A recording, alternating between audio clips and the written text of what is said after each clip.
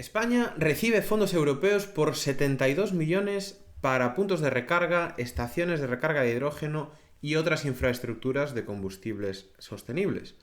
La semana pasada se publicó la resolución de la primera call de CEFAFIF, donde España recibió fondos para proyectos tan diversos como el almacenamiento de metanol, de amoníaco o incluso para el despliegue de hasta 28 hidrogeneras, sumado a otros proyectos de electromovilidad y similares. La verdad es que creemos que sentar una infraestructura para el transporte de combustibles alternativos, sobre todo el hidrógeno, es el primer paso para democratizar estas moléculas, haciéndolas commodities y aumentando su competitividad. Y otro paso relacionado con esto es el del ponerle precio a estas commodities, por cuánto se van a tradear en los mercados. Y de eso vamos a hablar hoy con Mibgas, quien ha establecido el primer índice de precios del hidrógeno renovable en España. Yo soy Bryce Armiño. Y yo soy Javier Pollos.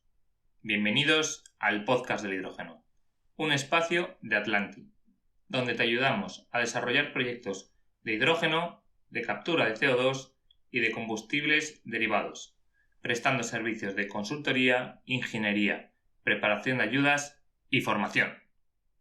¡Empezamos!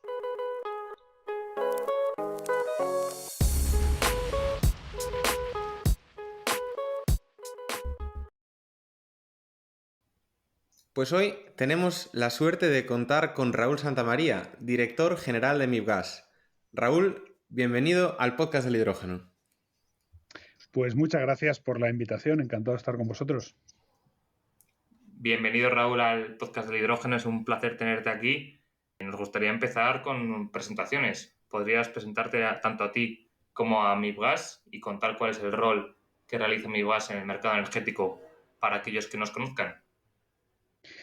Muy bien, pues bueno, personalmente yo soy ingeniero industrial eléctrico. Mi background, además de muchos años ya de vida laboral, fundamentalmente es eléctrico. Yo trabajé en red eléctrica y participé en la creación de lo que es OMIE actualmente como mercado de electricidad, de donde también surgió el embrión de crear Mibgas como mercado del gas justamente hace 10 años, es decir, en febrero del 2015, justo es cuando yo tomé la decisión de que, bueno, me propusieron el puesto de ser responsable desde la dirección de Mibgas y acepté, así que ya llevo pues justo 10 años trabajando en el mundo del gas, aunque con una conexión muy grande con el mercado eléctrico también, ¿no?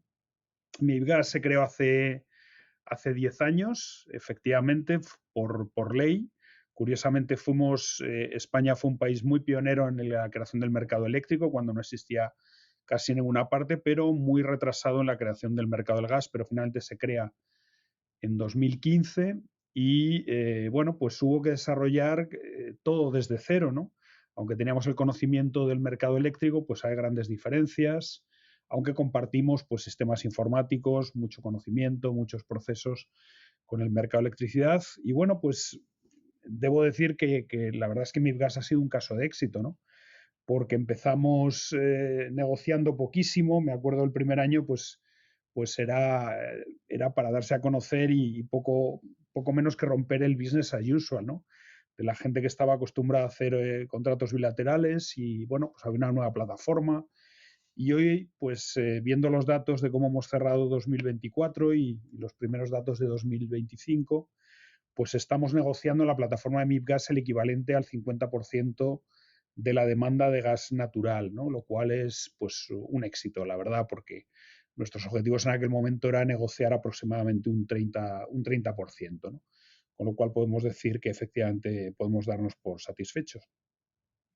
Y Mibgas ahora, desde hace un par de años, pues también está en un proceso de participar en la descarbonización, encontrar nuevas líneas de negocio en esto, porque entendemos que el negocio del gas natural fósil, aunque va a continuar, hay que complementarlo y hay que colaborar en lo que es la política europea y la política nacional de avanzar en la descarbonización.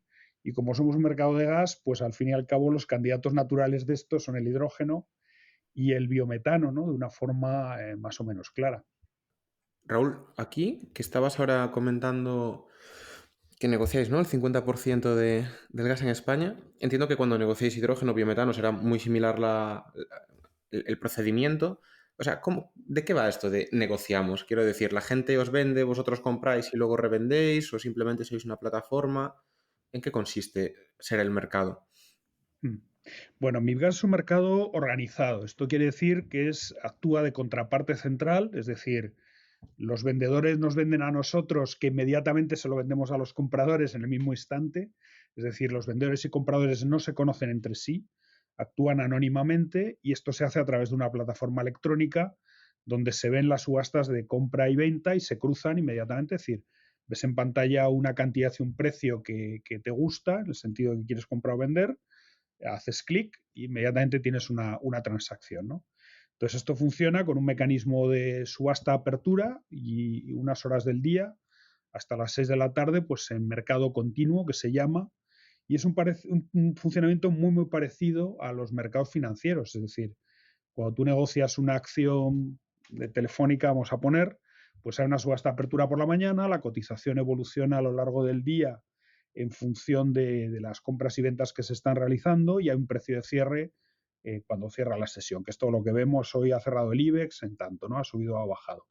Pues el gas es igual, hay múltiples productos que básicamente están relacionados con el plazo en el que se compra y vende el gas. El producto más popular o el más líquido es el del día siguiente, el day ahead, ¿no? Que se suele llamar en los mercados, pero también se negocia gas para el mes siguiente, gas para el trimestre siguiente, incluso hasta 2 años vista, ¿no? Que estos son productos mucho menos líquidos. Los más líquidos son, como digo, el gas para mañana, pero también el gas para hoy, ¿no? Alguien que tiene que arreglar un desbalance, pues acude aquí a realizarlo. Y este es el tipo de negociación, es puramente electrónica, anónima y donde todos los participantes tienen exactamente las mismas condiciones de participación. Es decir, seas un grande, seas un pequeño, hayas negociado mucho o tengas mucho poder empresarial o tengas poco, se te exigen las mismas garantías y tienes las mismas reglas de funcionamiento y por tanto es un sistema, como yo digo, absolutamente democrático, ¿no? O sea, aquí todo el mundo tiene las mismas ocasiones de negociar, ¿no? Y esto es fundamental para el desarrollo de mercados líquidos, ¿no? Porque si no, evidentemente los que tienen más poder de negociación pues acaban marcando por un lado el precio por su peso, ¿no?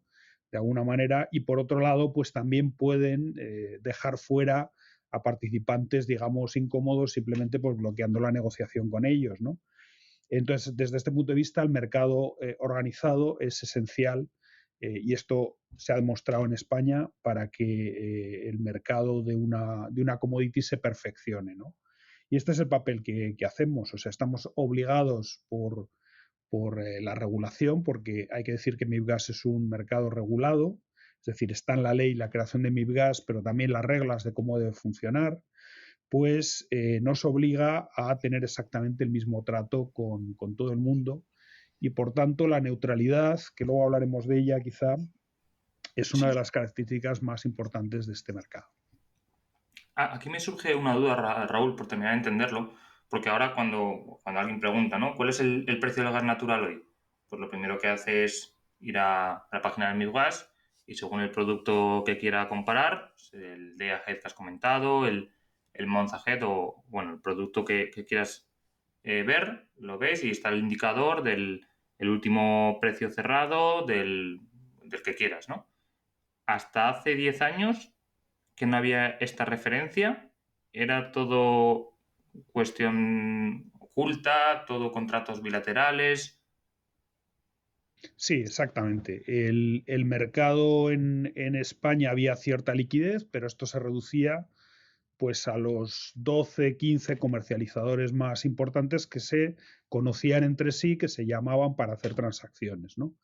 ¿Cuál era el precio? Pues al final esto era conocido por los propios participantes y por algunos brokers que empezaban en aquel momento a gestionar también contratos bilaterales en cuanto a intermediación, ¿no?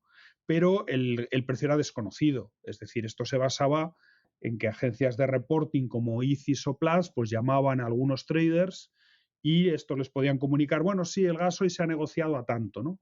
Pero no dejaba de ser pues un ejercicio bastante poco transparente y bastante inaccesible para cualquier otro agente del mercado que quisiera conocer esto, ¿no? Pues Mibgas ahora mismo ofrece prácticamente una información en tiempo real, es decir, si te bajas la app, pues puedes ver con un pequeño retraso, pues igual que las cotizaciones en bolsa, qué precios se está negociando y perfectamente cómo ha cerrado el producto en cada plazo. O sea que yo creo que lo que ha introducido Mibgas en este sentido es transparencia.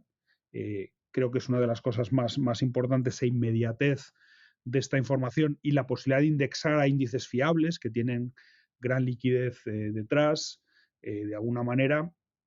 Y por otro lado, la igualdad de trato y la posibilidad de que pequeños comercializadores, incluso consumidores, accedan directamente a comprar en el mercado, cosa que de otra forma tendrían más complicado hacer, ¿no?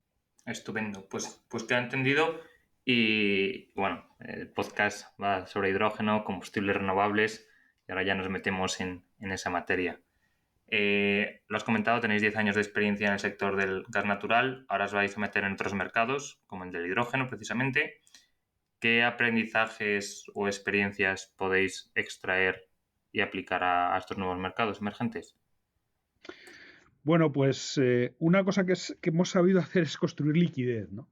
Pero evidentemente detrás de la liquidez tiene que haber el volumen y quizá esto sea pues también lo que primero hay que construir, ¿no? Que haya un mercado real, es decir, que se produzcan las moléculas correspondientes y que se puedan intercambiar. Y todavía sabemos que en esto queda mucho por recorrer, ¿no? Cuando Mibgas entra, pues la demanda de gas natural ya estaba establecida en España, la importación, los contratos a largo plazo, los comercializadores, etcétera, etcétera, con lo cual no estamos en la misma situación. Quizá esto sea más aplicable al biometano que en este caso al hidrógeno, pero de alguna manera pues sabemos hacer mecanismos de negociación de forma que si hay un mercado incipiente porque a alguien le sobra esta commodity, el hidrógeno en este caso, y quiere colocarla, pues nosotros sabemos y podemos ejercer un papel en cuanto a entidad neutral y con esta experiencia de encontrar los mecanismos más adecuados, ¿no? Este mecanismo que yo os contaba antes,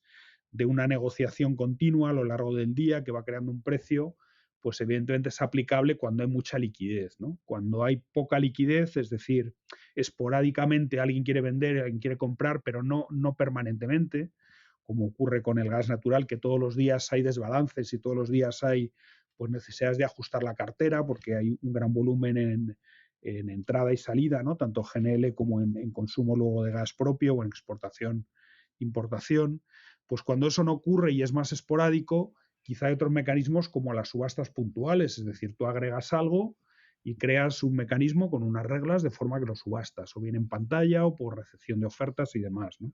Entonces esto es algo que también sabemos hacer.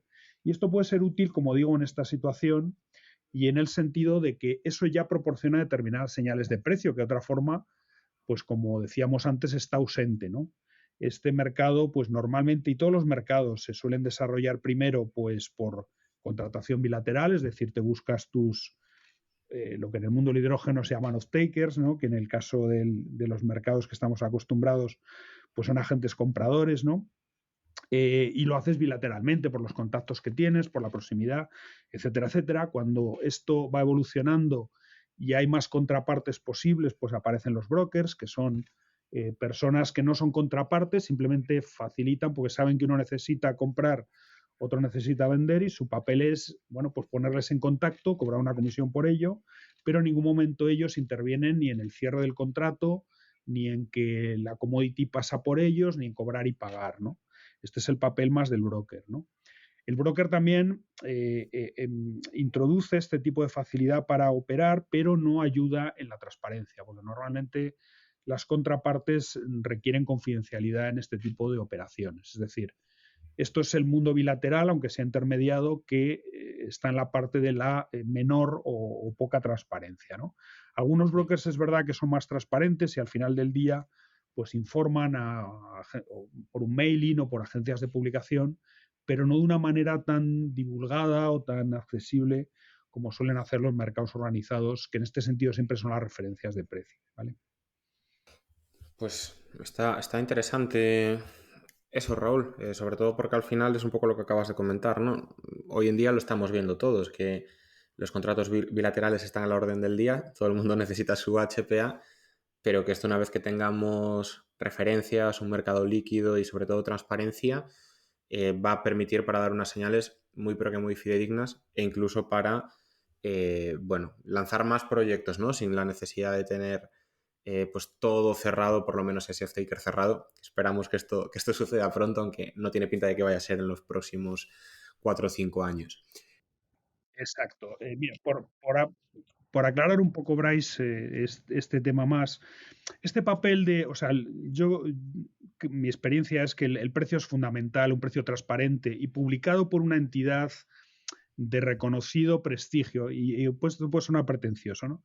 Pero en el sentido que una entidad que sea reconocida como neutral por todas las partes y que, bueno, y que ya tenga cierta trayectoria, y esto es lo que más te cuesta cuando montas una institución de este tipo desde cero, o ocurrió con OMIE, que yo lo viví desde el principio, y ha ocurrido con MIBGAS, y ahora afortunadamente creo que tenemos ambos mercados este papel de reconocimiento, ¿no? De entidad seria y que trabaja de una forma neutral. Este papel a veces lo hacen las agencias de reporte de precios. Estoy hablando de Argus, los conocéis todos vosotros, ¿no? Y porque además ejercen este papel para montones de commodities, ¿no? Materias primas de todo tipo, etcétera. Argus, Platts, ICIS, etcétera. Pues son entidades que en este sentido han hecho este papel, pero no deja de ser entidades que se basan en el reporte de poquitas transacciones por algunos agentes, ¿no? Y desde este punto de vista, pues una entidad que haga este papel creo que tiene un peso un poquito mayor, porque también, y esto lo veremos si hablamos del índice, también las metodologías tienen un importante papel a la hora de hacer este tipo de publicaciones o de índices de precios. Sí, sí, está totalmente claro. Además, bueno, ahora sí que hablaremos ya del índice, ¿no? Pero, pero sucede una cosa que al final es un poco como las empresas verificadoras y demás, ¿no? Que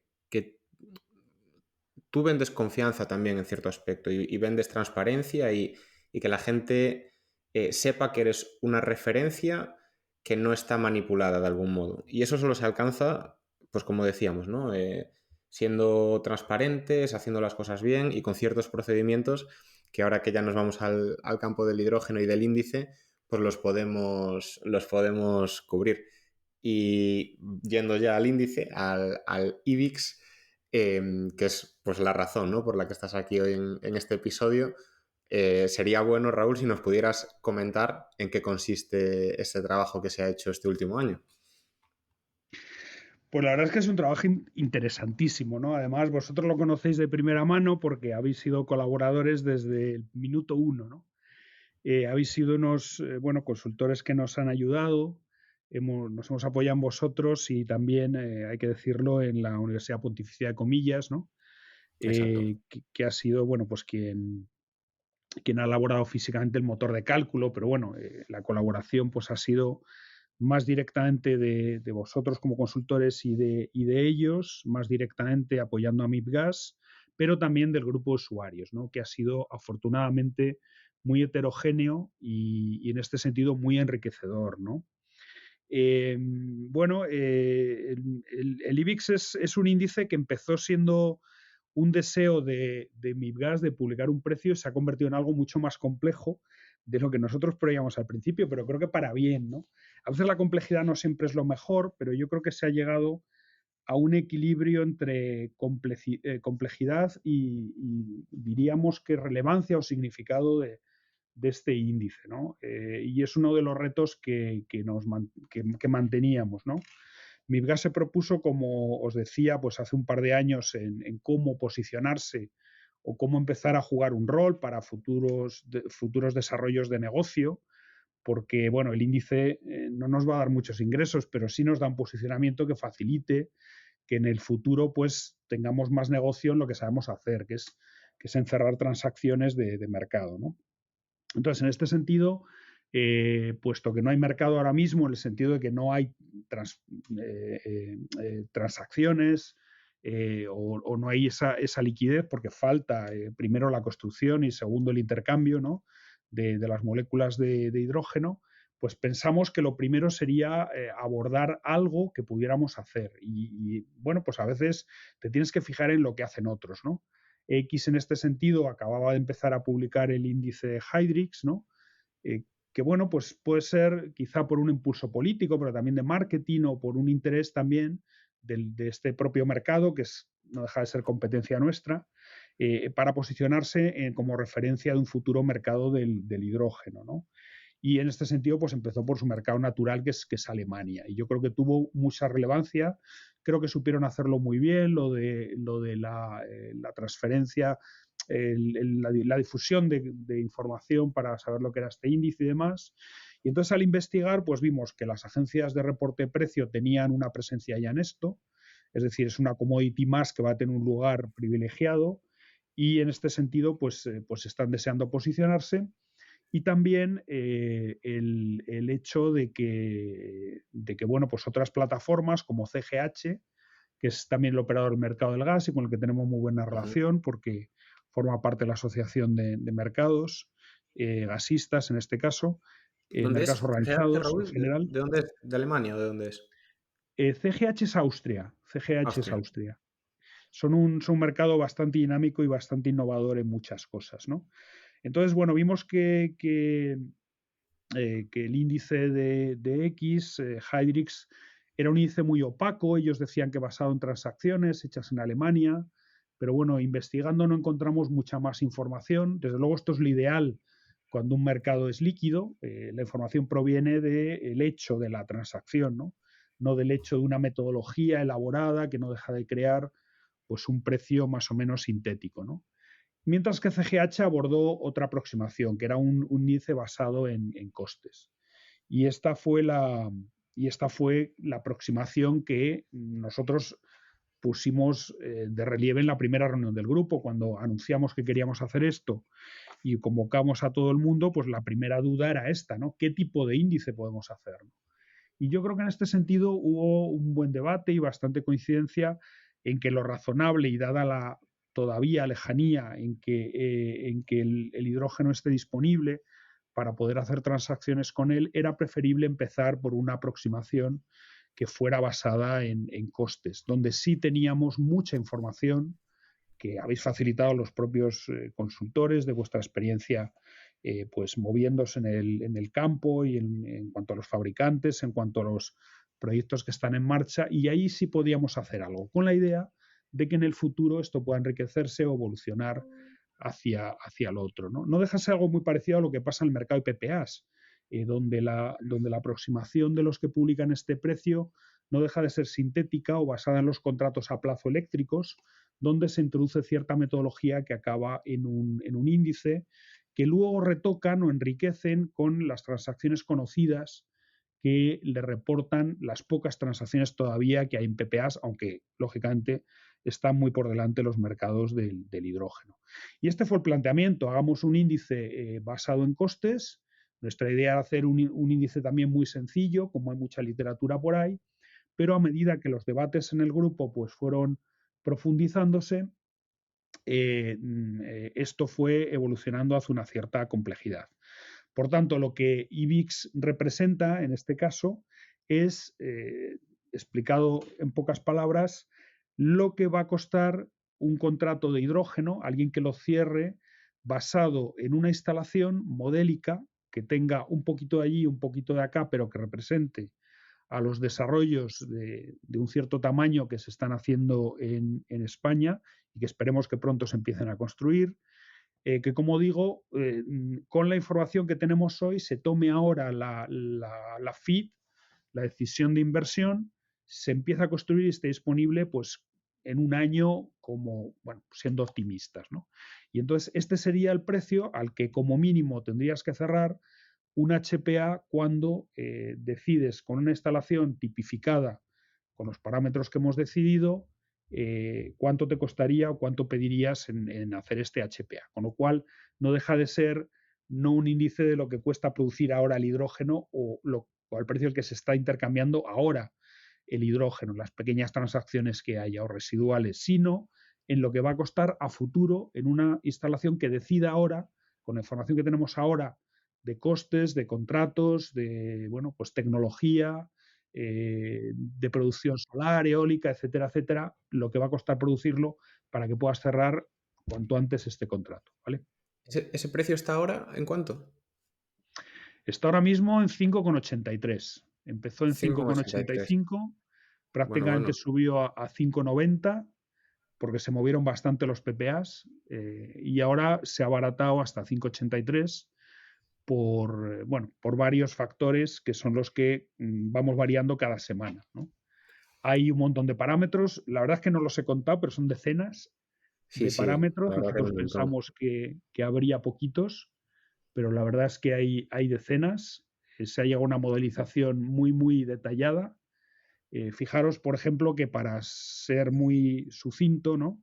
El índice este IBIX se basa en reporte de poquísimas transacciones. Ellos dicen como mínimo 3 o 4 transacciones que se les comunique en Alemania. El índice de CGH, que es una fórmula clásica del LCOH, el Levelized Cost of Hydrogen, ¿no? Se basa en simplemente pues, determinar unos poquitos parámetros, que es elegir un electrolizador. En este sentido, ellos eligen una tecnología, una determinada un determinado rendimiento, unas horas de, el deterioro, ¿no? A lo largo del tiempo, unos años en que validan la inversión y simplemente se alimentan de PPAs, de precios de PPAs que le reportan para Austria y determinan un coste de capital, un WACC. Y entonces simplemente lo que se hace es que se calcula cuánto hidrógeno vas a producir durante este tiempo de vida, lo descuentan al WACC, digo, para traer a valor actual esto, y los costes proyectados en todo este tiempo, los que conoces, y también lo descuentas con esta tasa de descuento que es el WACC. Simplemente dividiendo costes por producción, pues tienes los euros por kilo que tú calculas, ¿no? Esta es una aproximación sencilla, pero muy clásica, muy aproximada para determinar esto, ¿no? Nosotros empezamos por aquí, pero como bien sabéis, pues esto se fue complicando porque el grupo de trabajo hubo muchas voces y creo que de mucho peso y de mucho conocimiento que consideraron que había que hacer algo un poquito más complejo y significativo. Y entonces al final pues hemos modelado cosas como tener una producción propia eléctrica en autoconsumo que sea significativa y que nos permita llegar a unas horas de funcionamiento pues razonables de la planta, unas 4.500, complementar esto con PPAs, con lo cual pues la instalación modelo, que como digo tiene estas decenas de parámetros que se pueden consultar todos en la web de MIBGAS donde publicamos este índice, pues utiliza un Project Finance. Ya no es simplemente una fórmula con descuento en el numerador y en el denominador, sino que ya es algo que la herramienta que cualquier inversor utilizaría con todo el detalle necesario, ¿no? Ha habido que lógicamente cortar en un cierto nivel de detalle, pero a todos los efectos incluimos pues un montón de costes y un montón de casos de modelización para encontrar los flujos de caja propios del inversor y con la rentabilidad definida para el inversor, que también esto ha sido objeto de un consenso, incluso donde han participado bancos en ayudarnos, pues podamos llegar a una precisión mucho mayor. O sea que esto es ya un Project Finance en todo el sentido de la palabra, como si realmente fuéramos nosotros a desarrollar esta instalación con todos los parámetros definidos, ¿no? Si me permite, Raúl, ese camino estuvo muy bien, porque al final es lo que tú has dicho, ¿no? Al principio como que se planteó hacer algo más simple, la típica fórmula de descuento de flujos de caja y demás, y ahí es cuando también el mundo real te baja un poco a la tierra, ¿no? Los propios desarrolladores, sobre todo, una cosa curiosa ahí, las empresas más grandes o con quizás unos departamentos más potentes dijeron, mira, esto solo va a ser representativo y solo va a ser creíble si lo haces bien. Y ahí un poco siguiendo la línea que comentábamos antes, ¿no? De ser referencia y demás, y dices, oye, pues se tardó más, se dedicó más trabajo, pero es que es algo que yo también te quería preguntar ahora, porque hace 2 meses ya que se sacó, nosotros por nuestra parte hemos escuchado muchas cosas buenas, pero también dentro de todo este trabajo que se hizo de tratar de ser representativo, de tratar de, al final, abarcar todo lo que sea necesario para ser creíble, en estos 2 meses, esas ideas que teníais de, vale, quiero que mi índice sirva para esto, ¿las estáis viendo refrendadas? Es decir, esa intención que había con IBIX se está ahora mismo refrendando con opiniones, trabajos, gente que lo use como referencia. ¿Lo estáis detectando eso? Pues mira, hemos recibido bastantes inputs, ¿no? Al respecto, muchos de propios participantes dentro del grupo de trabajo y luego gente externa que no conocíamos que se ha aproximado a nosotros. La verdad es que hemos recibido muchas más felicitaciones y alabanzas, he de decirlo, ¿no? que reproches, pero lógicamente sabíamos que esto no iba a estar al gusto de todos, ¿no? Con lo cual, lo que siempre hemos pretendido y seguimos haciéndolo es decir, mira, este índice representa el resultado de una instalación modelo que no se corresponde a ninguna de las que hay en la realidad, pero sí que tienen ingredientes en cada una y a través de este ejercicio de total transparencia de los parámetros que estamos utilizando para modelizar esto, incluso del método de cálculo, o sea, no hemos repartido el motor de cálculo, creemos que, bueno, pues es un trabajo que debe estar restringido pues al propio desarrollo que nosotros hemos costeado, ¿no? Pero sí tiene tantas explicaciones de cómo lo hacemos y es un método tan estándar y tan tradicional que cualquiera lo puede replicar, aunque lógicamente replicar todos los detalles tiene su complicación, ¿no? Hemos recibido, curiosamente, pues hasta ideas de gente que está pensando en indexar HPAs a nuestro índice, ¿no? Cosa que nos llega incluso a asustar un poco, ¿no? Porque esto pues tiene su complejidad, ¿no?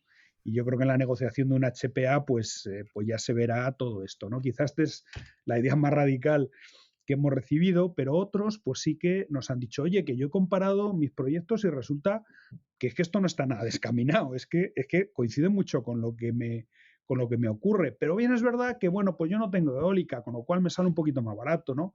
O al revés, oye, que aquí, en fin, las horas de producción que ponéis a mí no me vale para los que yo tengo, porque con 4.500 horas es imposible. Y entonces a mí me va a salir más caro. Oye, esto a lo mejor me pone en evidencia. No, explica, esto es fácil de explicar. Esto es para con esta configuración, es decir, en la tuya yo también explicaría fácil por qué a lo mejor no te sale este LCOH, sino te sale otro distinto, ¿no? Con lo cual ha habido gran diversidad, pero yo creo que ha sido acogido muy positivamente en el sentido de que el mensaje más importante que hemos recibido es que es bastante realista, ¿no? O sea, es que esto sí me lo puedo creer, ¿no? Y a lo mejor dentro del rango que se valoraba en el sector, quizá está un poquito más en la parte baja, y no creo que sea debido a simplificaciones que hayamos hecho o costes que hayamos obviado, ¿no? Sino que, bueno, pues la asunción ha sido quizá un poquito más favorable que otros proyectos que están en marcha, pero también sabemos de otros proyectos que, bueno, que dicen que pueden hacerlo batir esta referencia, ¿no? Y entonces creo que ya solo por eso está siendo útil al sector, ¿no? Totalmente. Y relacionado con eso, al final es un índice que tiene el modelo detrás, ¿no? Las variables, los inputs, que al final es lo que da, es la transparencia en la metodología, una de las cosas que más han valorado, ¿no? los usuarios. Esa transparencia que destaca, ¿no? Y que muchas veces nos han comentado, ¿no? Quienes lo han visto, oye, está muy bien explicado todo en la página web, se puede ver todo, se puede incluso replicar, como bien ha dicho Raúl, en el modelo propio de cada empresa. ¿Por qué lo habéis hecho así? ¿Queréis ser transparentes? ¿Queréis ser neutros? ¿Queréis distinguiros de otros índices europeos? Pues sí, mira, yo creo que cuando evalúas cuáles son los factores de éxito, ¿no? de algo que haces, y eso seguro que lo hacéis cada día vosotros en los proyectos en los que estáis involucrados, ¿no? Pues nosotros llegamos a valorar varias cosas, ¿no? Una de ellas fue decir, y insisto que esto puede parecer un poco arrogante, pero no es la idea, ¿no? MIBGAS está en una posición quizá privilegiada para poder hacer esto, ¿no? Mucho mejor posicionada que otros, ¿no? Que otras entidades u otras. ¿Por qué? Porque estamos en un mercado, esto es un precio, es algo que sabemos hacer, aunque nuestros mecanismos sean de transacciones y de liquidez, no de crear índices sintéticos, pero no nos es tan ajeno, porque vemos todos los días las publicaciones que se hacen por las agencias de publicación y muchas de ellas utilizan metodologías parecidas, ¿no? En este sentido es la posición de nuestra entidad, ¿no? Y la neutralidad, tú lo has dicho, es decir, nosotros no tenemos interés en ningún proyecto, no vivimos tampoco de la consultoría, quiero decir que hemos hecho esta inversión por tener un posicionamiento en cuanto a referencia de precios y crear un futuro marketplace, y esto lo declaramos desde el principio, ¿no? En nuestra explicación y en un poco las guías de trabajo que dimos al grupo en el momento en que empezó. Entonces, la transparencia y la neutralidad y el buen posicionamiento de MIFGAS para hacer esto, como digo, la falta de intereses y la falta de que, bueno, es que para nosotros, cuando dices es que es caro, es barato, es que nosotros no juzgamos. Es decir, cuando alguien dice el gas está barato, el gas es caro, pues es que depende. Para un vendedor, si el precio es alto, seguramente le parecerá estupendo y a un comprador le parecerá caro, o al revés, cuando el precio se hunde, pues a un vendedor le parecerá barato. Y como mercado y contraparte central, nosotros no tenemos opinión en esto. El precio es el que dice el mercado. Y en este sentido, nuestra mayor preocupación fue que el modelo no fuera atacable o no fuera criticable. Por supuesto que va a ser criticable, o sea, alguien va a decir, oye, os falta por modelar esto, o decir, no, esto lo tenéis sobreestimado, o oye, que habéis puesto un CAPEX, es otro de los aspectos más polémicos, ¿no? Que como sabéis hubo de las discusiones del grupo, pues es que esto no es realista. Pues sí, la crítica es esa, pero en cuanto al modelo, creo que la crítica no hemos recibido todavía ninguna crítica, o sea, nadie nos ha dicho, oye, lo que habéis hecho no vale para nada, porque al final tú puedes ser muy solvente, puedes ser muy neutral, puedes ser muy transparente, pero si el modelo que haces es una patata, pues oye, esto se va a desacreditar rápidamente, ¿no?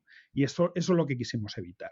Nosotros pensamos que con un cierto nivel de simplicidad podría ser suficiente, pero vimos a medida que recibíamos opiniones, tanto expresadas dentro del grupo como luego en privado, ¿no? Porque las dinámicas de grupo pues también hace que todo el mundo no quiera hablar en público, pero luego sí que te lo dan en privado. Ha sido, la verdad es que muy generosa la participación. Decir, oye, si hacéis esto, esto va a quedar cojo. O si vais por aquí, es que los proyectos no corresponden a esto. Es decir, en España los proyectos van por otro lado, entonces lo que vais a hacer no es representativo. Bueno, si hacéis esto, os va a salir algo que os está faltando esto.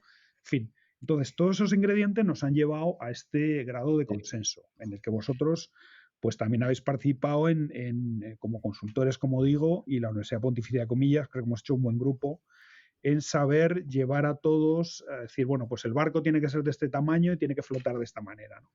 Y creo que lo hemos conseguido. Yo en este sentido, lo que más me temía, que era críticas por falta de credibilidad en cuanto a la consistencia del modelo, porque sabíamos que el otro lo íbamos a hacer, pues creo que están razonablemente superadas, por lo menos con nuestra satisfacción. Sí, y no, te comentaba que el tema del CAPEX, incluso al acabar, cuando luego se publicó, a nosotros nos hablaba gente y nos decía, oye, que el mío está muy por arriba, o oye, que el mío está muy, muy por debajo, ¿no? O sea, eso es algo que va a seguir siempre levantando polémica. Pero hubo otras cosas que, o sea, a mí me gustó mucho formar parte del proceso, porque recuerdas en una de las sesiones de los grupos de trabajo, que bueno, muchos de los que nos escuchan han estado, pero muchos otros no, se organizaban cada mes más o menos unos grupos de trabajo en los cuales se presentaban los avances, ¿no? Y recuerdo que nosotros íbamos con una propuesta, por ejemplo, que esto es que nos pasó el otro día, íbamos con una propuesta de diferente rentabilidad exigida a la planta de electrólisis y a la planta de renovables. Entonces hubo una persona que, bueno, no voy a comentar, ¿no? Porque igual no quiere, pero una persona que dijo, oye, no, esto ni de broma. Si la planta de autoconsumo va unida al electrolizador, esto vamos a tener que ponerlo como una TIR exigida única, es decir, una rentabilidad exigida única. ¿Por qué? Porque pese a que mi planta de renovables no tenga tanto riesgo, es cierto que si falla mi electrolizador, pues falla mi planta. Que yo personalmente no lo veo tan así, pero se decidió proceder de esa forma, ¿no?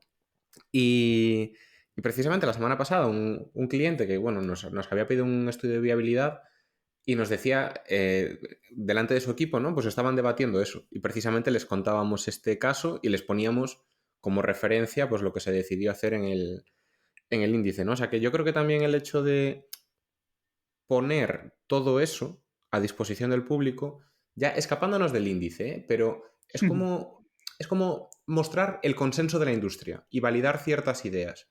Entonces, hace muy bien a pues, pequeños desarrolladores o empresas que no tengan tanta clarividencia o ese departamento financiero o esa accesibilidad a los bancos de primeras. O sea, yo creo que también aporta mucho a solidificar y a ser más rotundos en el establecimiento de cómo afrontar los proyectos. Porque mucha gente lo que le pasó en el mundo del hidrógeno es que empezó con ciertas ideas y luego se le vinieron abajo cuando llegaba la hora de buscar la bancabilidad, ¿no? Y el hecho de poner esto público y accesible da mucha solvencia también a estas empresas y le acelera mucho el trabajo. Yo creo que también eso es algo que ha hecho mucho bien, en realidad, la verdad. Y no lo veía yo así de primeras, ¿eh? Pero un poco a toro pasado, con la gente con la que hemos trabajado, los proyectos que tenemos y demás, no ha habido persona o empresa que no haya acudido a la metodología y que que no haya sacado un aprendizaje. Pues mira, es estupendo lo que me cuentas, porque yo creo, esto es algo que, fíjate, vino, también lo recordáis, en una etapa muy posterior, ¿no? Es decir, uno de los primeros problemas al que te enfrentas es decir, pues el que dije yo, creas un índice basado en costes, que luego hablaremos de cómo complementar esto, ¿no? Índice basado pues en el willingness to pay, ¿no? Famoso y demás, ¿no? Pero bueno, vamos a empezar por lo primero, es decir, un índice basado en costes frente a un índice basado en transacciones, pero aquí no hay transacciones, pues venga, vamos a un índice basado en costes.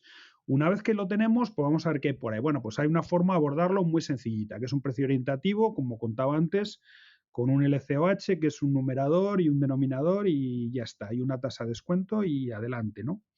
Y luego pues surgen cosas, ¿no? Decir, bueno, ¿y qué precio ponemos a esto? Claro, los proyectos en España, como muy bien hablamos en el grupo, pues son variados. Es decir, algunos se han decantado por una tecnología PEM, otros por una alcalina. Lo que estamos viendo estábamos viendo en la información revelada era que las ofertas eran muy dispares. Si te vas a un electrolizador alcalino, pues el CAPEX es distinto, luego varían otros parámetros, etcétera, etcétera.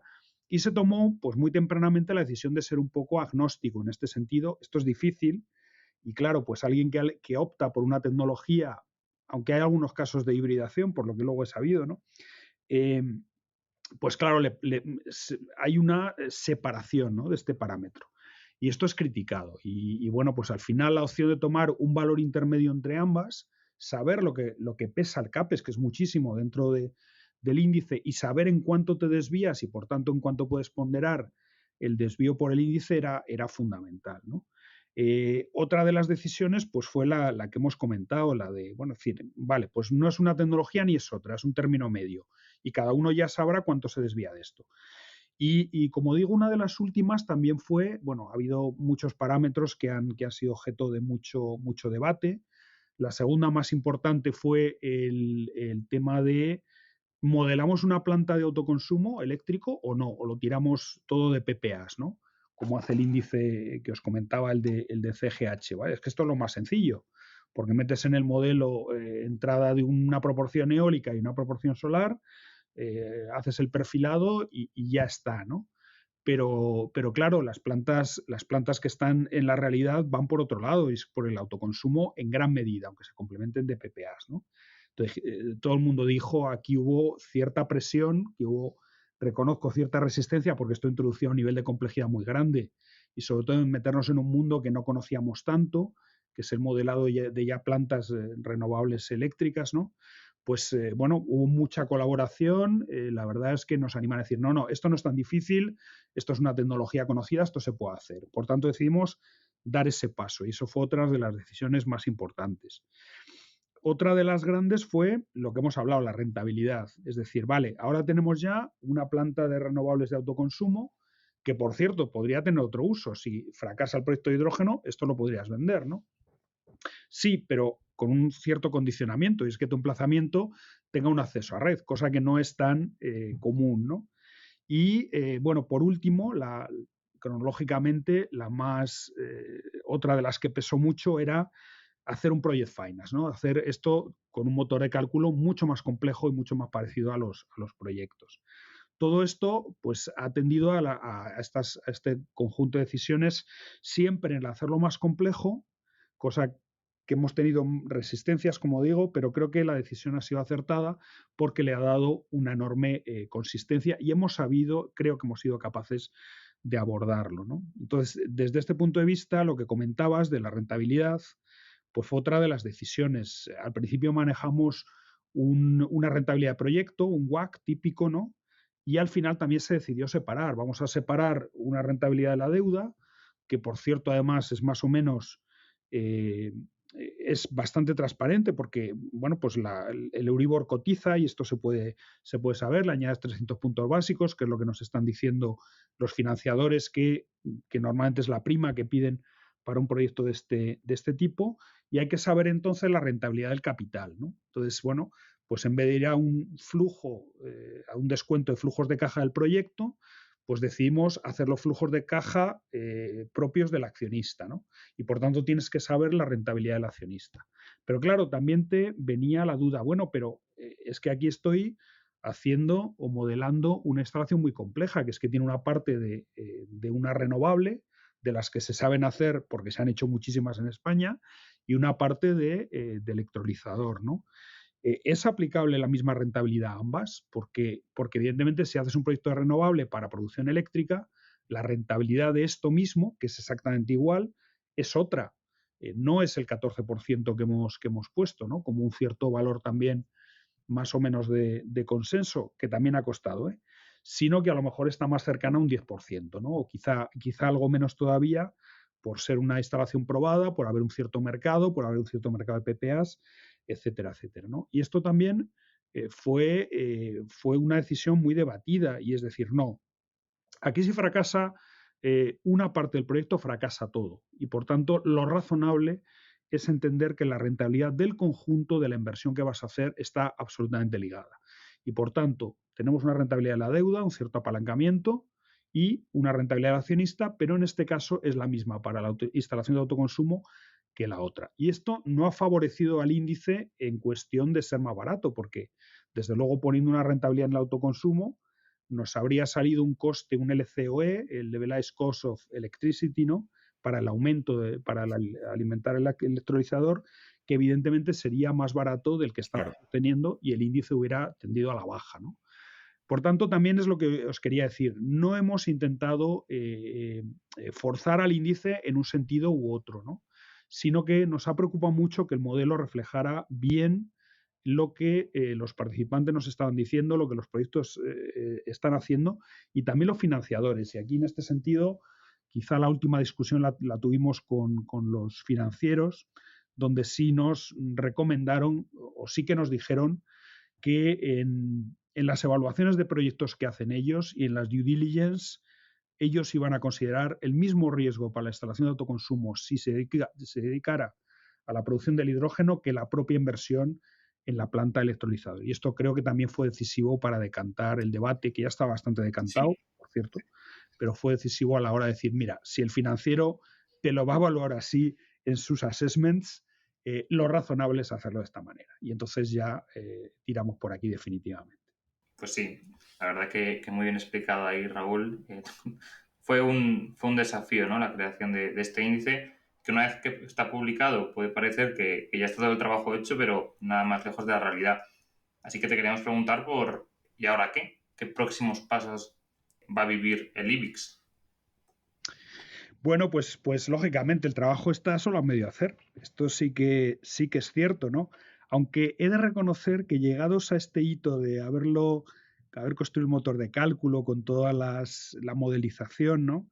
Y este retroceso hemos como respirado, ¿no? Y ahora, bueno, pues también nos dedicamos a otras cosas que lógicamente tenemos que atender. El índice está ahí. También nos importaba mucho recibir feedback, ¿no? Lo que hemos hablado un poco antes también era importante para ver si realmente pues, hay cosas que corregir o no. Y yo creo que aquí hay dos cosas. Una de ellas, pues definir cómo vamos a evolucionar el propio índice. Es decir, aquí hay parámetros que evidentemente hay que revisar con cierta periodicidad, algunos quizá con poca periodicidad y quizá con una revisión anual pues es suficiente. Otros se están calculando en base a datos semanales, ¿no? El coste de los PPAs. Hemos hecho un acuerdo con Pexapark, ¿no? Como una de las entidades de reporte de precios pues reputadas, que de alguna manera nos ha hecho una buena oferta y que va a ayudar a divulgar el índice nuestro también, lo cual es una contrapartida interesante. Utilizamos el Euribor semanalmente y también el precio del CO2, ¿no? Porque uno de los inputs, uno de los parámetros del modelo, pues es que tú puedes vender los derechos de CO2 que te van a otorgar por la producción de hidrógeno renovable, que es, bueno, pues otra de las cosas, detalles secundarios, pero que están ahí, que contemplamos en su día. Estas tres variables son las que semanalmente variamos en función de la cotización que tenemos para hacer el cálculo del índice, ¿no? Lógicamente va a haber que revisar cosas como el CAPEX, la evolución de la tecnología, si los seguros van a más o a menos, el OPEX, es decir, el coste de las placas solares para la propia instalación de autoconsumo, si evoluciona las turbinas eólicas que también se han modelado en este sentido. Es decir, estas son cosas que habrá que revisar pues probablemente cada 3, 4, 6 meses, ¿no? Pero que está ahí, estamos ahora mismo pues en un procedimiento que queremos someter también al grupo de trabajo para validar esta propia evolución del índice, ¿no? Por ejemplo, CGH pues ha hecho una evolución bastante brusca, ¿no? En diciembre, justamente cuando coincidimos con esto, pues ha movido drásticamente la eficiencia del electrolizador, las horas, ha puesto un WACC del 6,5%, cosa que nos ha sorprendido mucho porque es muy bajo, ¿no? En fin, nosotros veremos. Es decir, o sea, vamos a someter esto al buen criterio que creo que hasta ahora hemos tenido de que el grupo nos dé feedback e ir viendo cómo lo hacemos, ¿no? Y esto en cuanto a la parte de evolucionar el índice que hay ahora, ¿no? También está sobre la mesa, y esto lo dejo un poquito más para plazo, la idea de poder hacer un segundo índice de costes que se salga de esta instalación modelo y que refleje pues, otro tipo de instalaciones a mayor escala que ya se están planificando, ¿no? Pues instalaciones de más de 100 megas, o sea, hay que recordar que nuestra instalación es de 50 megavatios, no sé si ni siquiera lo hemos llegado a decir. Instalaciones de 100, 150, 200 ya están empezando a proyectarse, ¿no? Y quizá, pues lógicamente, hay otra forma de instalación, otro tipo de necesidad, de horas de funcionamiento, etcétera, etcétera, que hay que introducir y probablemente esto dé lugar, pero no está en nuestro horizonte inmediato, el crear un índice large scale, digamos, ¿no? Pero también basado en costes de producción. Y lo que estamos estudiando, que ya se han dado pasos en el grupo, pues es cómo reflejar lo que está ocurriendo en el mundo del hidrógeno, que es saber cuál es el gap entre la producción o el que quiere vender y el off-taker, el que quiere comprar, ¿no? Porque el gap, como hemos explicado muchas veces, en un mercado que no es líquido, pues es el que refleja la cercanía a esa liquidez, ¿no? El cómo se va a poder cerrar, pues con ayudas, etcétera, etcétera, con pues los mecanismos que pueda haber de múltiples tipos, ¿no? Contratos por diferencias, etcétera, etcétera. Pero desde luego lo importante es saber el gap. Y en este sentido hay que reflejar, pues creo que ya se han segmentado los sectores, y esto es lo difícil porque quizá no haya un precio único de demanda del hidrógeno, sino varios, que reflejen lo que el comprador, el off-taker, está dispuesto a pagar, el willingness to pay, ¿no? en la literatura o en la divulgación internacional. Y yo creo que este es el siguiente desafío, elegir qué sectores, probablemente un par de ellos, 3, más inmediatos, donde ya se conoce una cierta regulación de las obligaciones, donde está más claro pues, el coste de la materia prima que sería sustituida por este hidrógeno renovable, y pues crear estos índices desde el punto de vista del comprador, lo que el comprador está dispuesto a pagar para reflejar este potencial gap, ¿no? Esto creo que son los siguientes pasos, pero pueden aparecer cosas en el horizonte que nos hagan cambiar un poco el modelado del índice, y concretamente estoy pensando en el próximo acto delegado, reglamento delegado del hidrógeno low carbon, puesto que esto, y sobre todo si se acaba tocando el acto delegado del hidrógeno RFNBO, en cuanto sobre todo a la simultaneidad horaria, a la correlación horaria, ¿no? Correlación temporal, básicamente. Si esto se acaba cambiando, desde luego sí que muchos proyectos nos han dicho que habría que considerar seriamente el uso de horas de red en electricidad para complementar la producción. Y esto sí que puede cambiar el índice y desde luego estaríamos dispuestos a considerarlo. Bueno, estas son las tres líneas. Evolución del hidrógeno, y este puede ser un hecho, el último que he mencionado, la posibilidad de ampliar el índice de costes a un large scale y lo que quizás sea más inmediato, pues saber lo que la demanda está dispuesta a pagar e intentar reflejarlo en índices quizá por sectores, ¿no?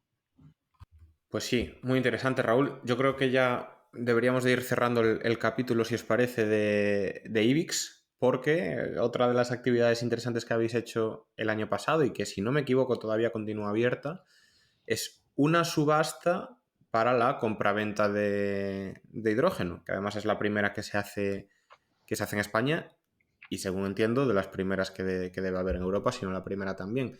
Entonces, ¿nos puedes contar un poco también de qué va esta iniciativa? Porque al final no deja de ser ir dando pasos, ¿no?, hacia esa creación de un mercado, como ya tenéis hoy en día con el gas natural.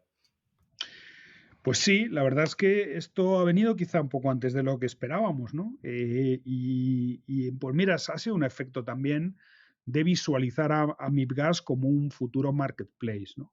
Eh, Esta subasta es una idea piloto casi que hemos desarrollado pues con un productor que se acercó a nosotros hace tiempo. Coincidió mucho en el tiempo con las primeras ideas de publicar un índice, cuando empezamos a hablar de que queríamos introducirnos en el mundo del hidrógeno.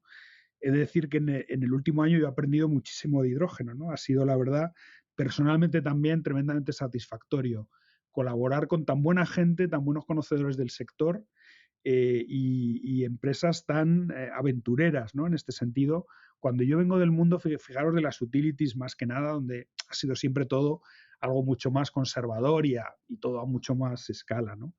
Entonces, bueno, pues esta empresa de H2 con el proyecto Hisensia se nos acercó y compartimos la idea de que, bueno, que nosotros somos un mercado, que nosotros podemos ayudar también a esto. Y poco a poco pues fuimos perfilando cómo podríamos hacer un mecanismo de mercado para ayudarles, en este caso, a encontrar off-takers. Que este es un papel que puede hacer una plataforma tipo MIBGAS, sobre todo, como digo, en momentos donde la liquidez es inexistente o baja, ¿no?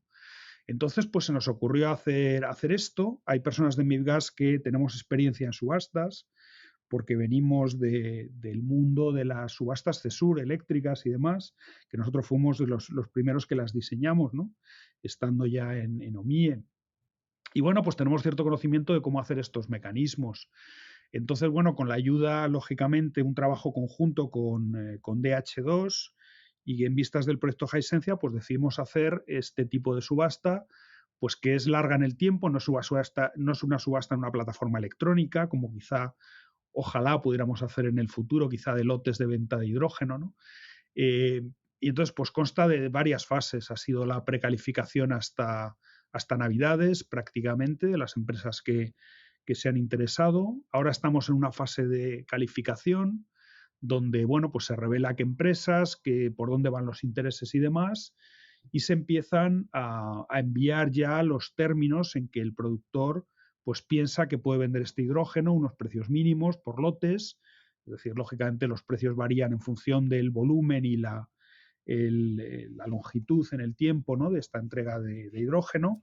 Entonces hay pues toda una variedad donde los interesados ahora mismo pues deciden a qué optan, ¿no?, y qué precio estarían dispuestos a pagar. En el momento en que se reciban estas ofertas, que serán no vinculantes en todo caso, pero sí ya altamente indicativas, pues aquí acaba el papel de MIBGAS, en el sentido de poner en contacto a dos partes y vigilar que el proceso se hace sin discriminación, con neutralidad, con objetividad, con transparencia, aunque con confidencialidad en este caso. Y aquí, pues si hubiera un cruce, digamos, de intereses, de oferta y demanda, por los posibles off-takers y el organizador, el iniciador que decimos nosotros de la subasta, pues la negociación del term sheet para el HPA ya lo hacen bilateralmente los interesados, ¿vale? Entonces, este es el papel, es un experimento también para nosotros y la verdad es que ha suscitado ya el que otros 4 o 5 hayan dicho, oye, ¿y podríamos hacer nosotros esto? La respuesta es sí. MIBGAS, una línea de negocio es esta y estamos para esto. Estamos esperando un poco a que acabe todo el desarrollo de esta subasta. Es decir, no queremos entrar en múltiples procesos simultáneos, sino que, bueno, pues queremos ganar experiencia con esto y desde luego estamos interesados en colaborar en que otros pues utilicen a MIBGAS como plataforma en este sentido. Lógicamente, proyectos con cierta entidad, cierta bueno, pues desarrollo ya y demás, ¿no? Hay que reconocer que el proyecto de Hisensia, pues aparte que ha sido uno de los 6 proyectos que ha obtenido financiación del Banco Europeo del Hidrógeno, pues ya tiene un avanzado estado de desarrollo, ¿no? En el sentido que, bueno, pues tiene ya declaraciones y autorizaciones ambientales hechas. Y bueno, pues este sentido es lo mínimo que requerimos, ¿no? Que haya una cierta entidad del proyecto que, bueno, pues quiere decir que no es trabajo tirado a la basura por nuestra parte, ¿no? Y en este sentido, si colaboramos en la dinamización, pues fantástico. ¿No, Raúl? Quiero decir, eso para vosotros sí que es como nuevo, porque vosotros al final, en cierto aspecto, hasta tenéis que evaluar la credibilidad de ese proyecto, porque tampoco vais a poner todos los anuncios que hay de producción de hidrógeno en España en la plataforma, porque si no, estaríais perdiendo ese prestigio. Y eso para vosotros sí que es completamente nuevo, porque con el gas natural no es así, o no ha sido nunca así, vaya, es algo que te llega ya de otra parte, ¿no? Exacto, o sea, en el gas natural tú te das de alta una entidad, aquí la credibilidad pues, se basa en poner avales y garantías y que lógicamente reciba esa entidad una autorización por parte del gestor técnico del sistema, Enagas, y también por parte del ministerio en el sentido que sea comercializador. Desde ese punto de vista nosotros le damos de alta y se le trata como a otro cualquiera desde el punto de vista que tiene una cartera de balance, etcétera, etcétera. Aquí ya no, esto es mucho más etéreo. Pero bueno, pues el grado de madurez de los proyectos es absolutamente relevante, ¿no? Claro. La entidad financiera, pues el hecho de el respaldo, quién está detrás, todo esto, pues bueno, es algo que de alguna manera nosotros podemos hacer. Hay un proyecto muy parecido que se nos ha encomendado regulatoriamente y es las subastas de combustibles extrapeninsulares. Sabéis que la generación eléctrica en los territorios de las islas y demás no va por el mercado eléctrico, sino que debido pues a todas las restricciones de que bueno, pues hay las instalaciones de producción que hay, pero tienen que abastecerse de combustibles de muy diverso tipo, además, algunas de fuel oil, otras gasóleos, otras gas natural inclusive, etcétera, etcétera. Entonces el Ministerio, aunque no se ha celebrado todavía, ha encargado a MIBGAS el gestionar este tipo de subastas. Y es muy parecido, es decir, es recibir en un pliego de entidades de cierta consistencia, porque, claro, no puedes cerrar un contrato de suministro de gasoil a una entidad, a una central de generación, cuando detrás pues hay un chiringuito, digamos, ¿no? Entonces hay que evaluar esto de alguna manera. Entonces, regulatoriamente tenemos un papel en algo que es muy parecido a esto y que, bueno, pues estamos aprovechando para ejercerlo también en el mundo del hidrógeno. Así que, bueno, espero que la experiencia, desde luego, también está siendo positiva. Estamos aprendiendo muchas cosas de detalle de proyectos, también debido a la generosidad, pues en este sentido, de DH2. Y quiero mencionar expresamente a Marcos López Brea, bueno, pues un clásico ya del sector, que ha sido pues un aventurado también a unirse con nosotros para hacer esta subasta y sacarla adelante. Y nosotros, pues bueno, también nos jugamos un poco de prestigio en esto. Sabemos que es difícil, esto puede que no lleve a nada, ¿no? Al final, porque es difícil cerrar contratos de off-taking. Os lo debería preguntar yo a vosotros, ¿no? Que dijerais lo difícil que está siendo, ¿no?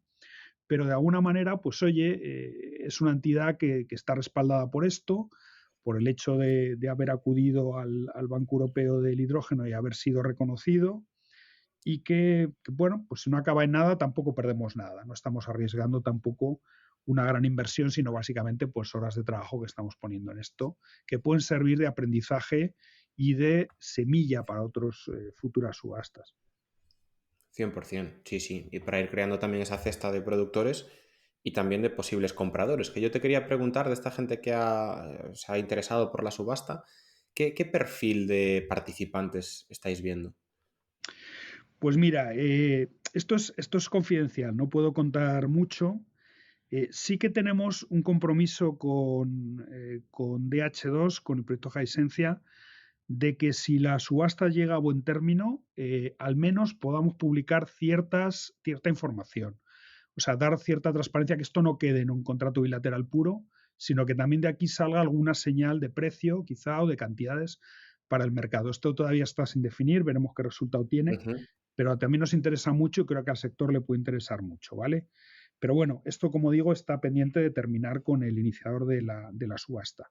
Como digo, no podemos revelar mucho, hay un pacto de confidencialidad en este proceso, pero hay interesados, y más de uno y más de dos, sí que puedo decir, y además de perfil muy variado, desde perfil grande hasta perfil casi de distribuidor o vendedor de hidrógeno en pequeña escala. O sea que, Vale. bueno, pues esto también es muy interesante, ¿no? Ver cómo puede ser el interés de entidades diversas, he de decirlo, que están todavía participando en este proyecto y que esperamos que acaben haciendo una oferta, aunque sea no vinculante, al promotor. Estupendo, pues ya para acabar tenemos otras dos preguntas que no se nos podían olvidar comentarte. La primera de todas, todo el rato has hablado del grupo de trabajo, de colaboradores. ¿Podrías un poco contar qué empresas, asociaciones, administración pública, ¿no? Que está también un poco respaldando todas estas conversaciones hay detrás de tanto del IBIS como de las subastas?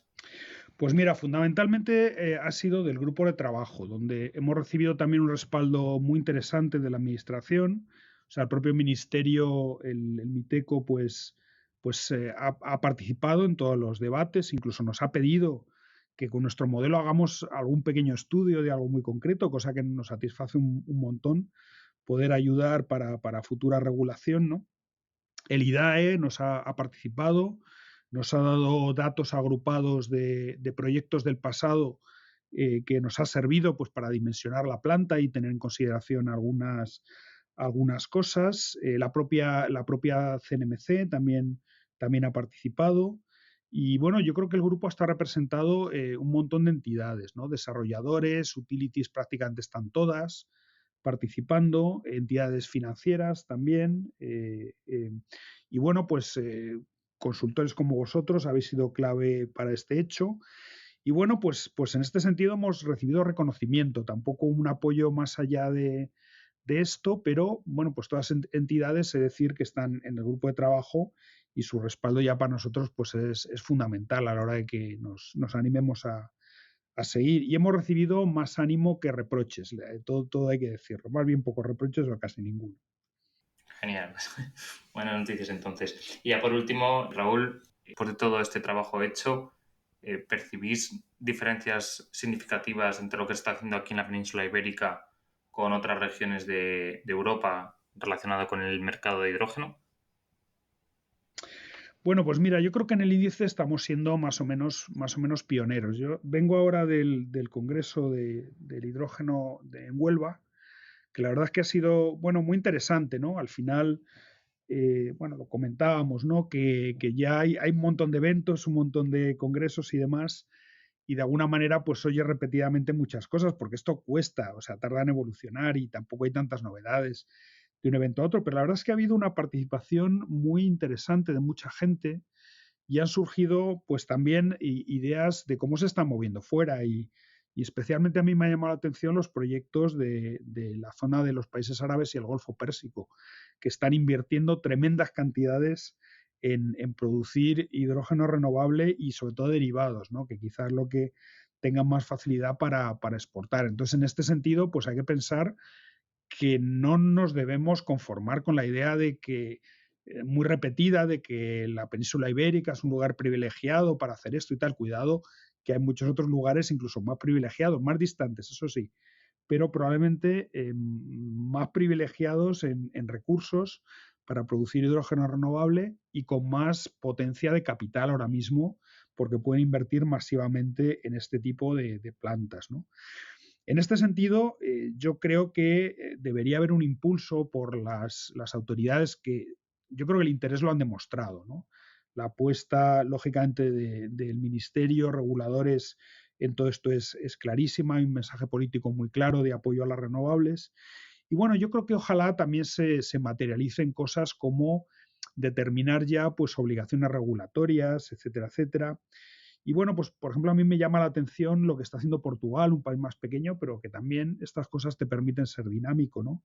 Sabéis que Portugal ha hecho una subasta organizada desde el regulador para bueno, pues comprar determinadas cantidades de hidrógeno y de biometano, son los dos a la vez, para que el comercializador allí de último recurso las compre obligatoriamente. Esto se internaliza en la tarifa y se haga en el caso del hidrógeno blending, y en el caso del biometano pues es la misma molécula que el gas natural, ¿no? Y se inyecten a la red y de esta manera pues promocionar el sector con off-takers, digamos, en este sentido subvencionados, porque en este momento sabemos que no hay otra forma de conseguirlo, pero con iniciativas ya muy claras y con mecanismos de mercado además, donde por cierto creo que pueden participar promotores españoles. O sea que esto es interesante. Creo que iniciativas de este tipo o establecer quizá algún mecanismo de contratos por diferencia, que sí estamos oyendo hablar en otros países de esto, pues puede ayudar a este desarrollo.